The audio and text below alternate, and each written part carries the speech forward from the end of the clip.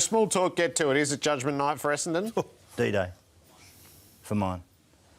John, we all know that there's a little issue around the place, and I heard that the Herald Sun are writing about it and doing all those sorts of things. But so I think that if they get a big whacking, it may be D-Day for John. And it's time to move out, and then you can actually move around and pick up a coach for next year.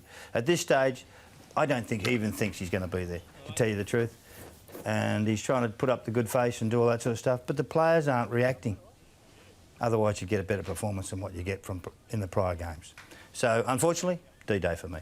So a fearsome backdrop to it. So you were going to do some work around the midfield, Kingy, as to how it could go wrong or what they need to be aware of to make sure that it doesn't spiral, given they've already been whacked by the Giants once this year. And they're up against the best clearance team in the competition. The Giants are awesome out of clearance. We saw it against the Kangas. If they don't get this boundary throw-in work corrected between the arcs, they'll get smashed. There's no doubt about that. I reckon their back line is playing fantastic footy. Their forward line hasn't got opportunity, and this is why they haven't got opportunity, because they're just not inside enough. You can see here they're lining up as a rugby run. We see them come off half-back all the time like that. It almost drops into that phase as soon as the ball goes into contest.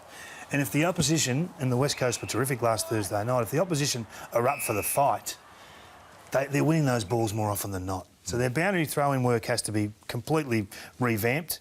40, 50, 50, 51 and 50 inside 50s the last 5 weeks. It's not enough. It's not enough. 10 less than their opponents on average. Their forward line is starving. So John needs to correct that tomorrow. I think they can. I think we're hot on John at the moment, and rightly so. Losing brings the heat. But I think they've got avenues. They've still got avenues.